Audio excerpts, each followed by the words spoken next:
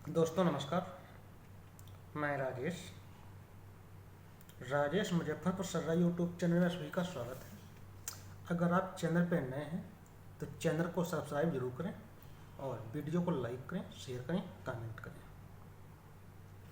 आज हम बात करने जा रहे हैं गौतम बुद्ध के जन्म से। इनका जन्म कैसे हुआ। ईसा से पहले 6ठी सदी में, यानी लगभग 2600 साल पहले, भारत का उत्तरी भाग किसी एक राजा के अधीन राज्य नहीं था। देश अनेक छोटे बड़े राज्यों में बटा हुआ था।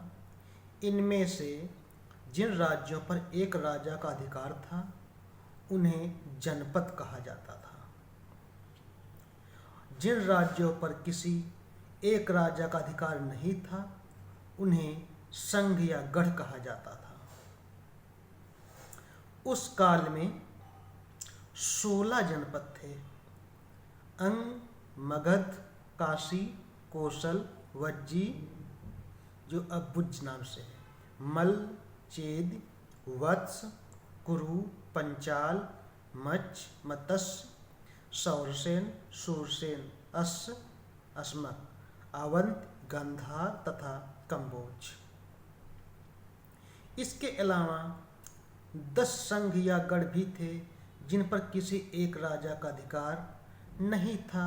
वे थे कपिलवस्तु के शाक्य, पावा तथा कुशीनारा के मल्ल, वैशाली के लिच्छवी, मिथिला के विदेह, रामगाम के कोली, अल्लकप के बुल, केशपुत्र के कलाम, रेशपुत्र के कलिंग, पिप्पलवन के मौर्य तथा भर्ग जिनकी राजधानी सिंसुमारगिरी थी। कपिलवस्तु के शाक्यों की गणतंत्र राज्य व्यवस्था में कई राज परिवार थे और वे एक दूसरे के बाद बारी बारी से शासन करते थे। राज परिवार का मुखिया राजा कहलाता था। सिद्धार्थ गौतम के जन्म के समय राजा बनने की बारी उनके पिता शुद्धोधन की थी। शाक्य राज्य एक स्वतंत्र राज्य था, लेकिन बाद में कौशल के राजा ने इसे अपने अधीन कर कौशल राज्य में शामिल कर लिया। इस कारण कौशल नरेश की स्वीकृति के बिना शाक्य राज्य अपने कुछ राजकीय अधिकारों का उपयोग स्वतंत्र रूप से नहीं कर सकता था। कौशल राज्य हिमालय की तलहटी में आज जहां भारत और नेपाल की सीमा मिलती है, वहां से दक्षिण में गंगा नदी और पश्चिम में कान्यकुब्ज कन्नौज तक फैला हुआ था। उस समय राज्यों में कौशल एक समृद्ध शक्तिशाली राज्य था। मगध भी ऐसा ही राज्य था। शाक्य वंश के राजा शुद्धोधन थे। इस राज्य के दक्षिण में कौशल तथा पूर्व में कोली तथा दक्षिण पूर्व में मगध राज्य था। मगध वर्तमान भारत के बिहार राज्य के राजगृह चारों ओर फैला हुआ था।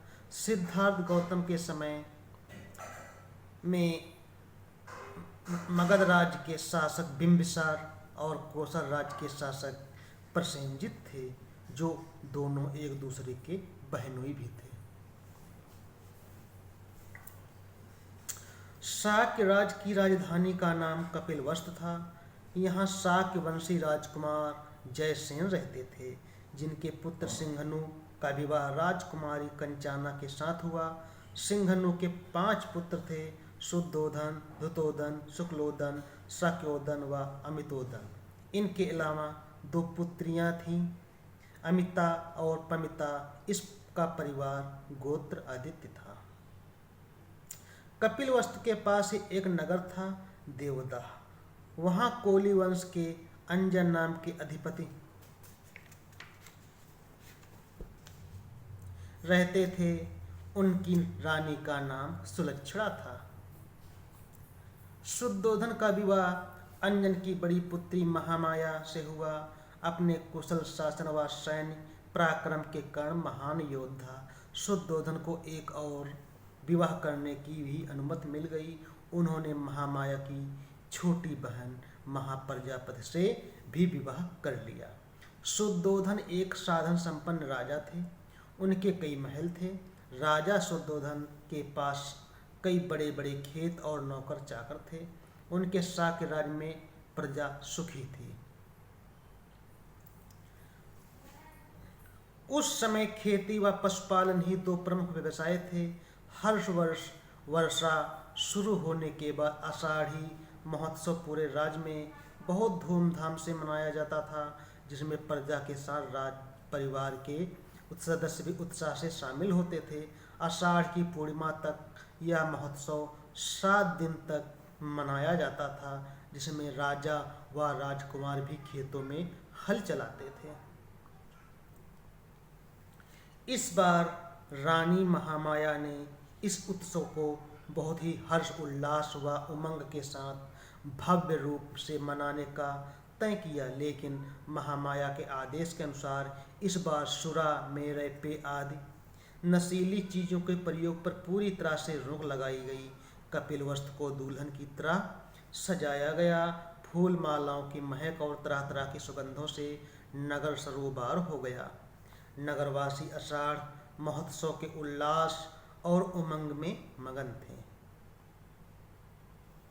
महोत्सव का 7वां दिन आषाढ़ पूर्णिमा का दिन था। रानी महामाया सूरज उगने से पहले ही जल्दी जागी और सुगंधित जल से स्नान किया। सुंदर व स्वर्ण वस्त्र और आभूषण धारण किए। उसके बाद 4 लाख का शायद सोने के सिक्के व सरफियाँ दान किए। दान करने के बाद स्वादिष्ट भोजन ग्रहण किया, व्रत संकल्प लिया और रात में भव्य रूप से सजाए गए अपने शयन कक्ष में चली गईं। उस रात शुद्धोधन और महामाया का संपर्क हुआ। रानी महामाया सो गई। उन्होंने गहरी निद्रा में अद्भुत स्वप्न देखा। महामाया ने सपने में देखा कि वह बिस्तर पर सोई हुई है। अचानक 4 देवता आए और बिस्तर सहित उन्हें उठाकर हिमवंत प्रदेश हिमालय में ले गए। उन्होंने सैया को एक विशाल वृक्ष के नीचे रखकर पास ही खड़े हो गए और थोड़ी देर बाद इन देवताओं की देवियां भी आ गई और महामाया को मानसरोवर ले गई। उन्होंने स्वयं महामाया को सरोवर में स्नान करवाया और दिव्य वस्त्र आभूषण पहनाए। फूलों की मालाओं सुगंधित पदार्थ से सुशोभित कर ऐसा सजाया कि वह किसी दिव्य चेतना का स्वागत कर सके। उसी समय सुमेध नामक बोधिसत्व उनके सामने प्रकट होकर बोले, मैंने इस पृथ्वी का अंतिम बार जन्म धारण करने का निश्चय किया है। क्या आप मेरी माता बनना स्वीकार करेंगी? महामाया ने उत्तर दिया, हाँ अवश्य, मैं बड़ी प्रसन्न हो से तुम्हारी माता बनूंगी। और उसी दौरान रानी महामाया की आंख खुल गई। आज के साथ इतना ही। हम आगे कहानी फिर मिलेंगे। तब तक के लिए नमस्कार।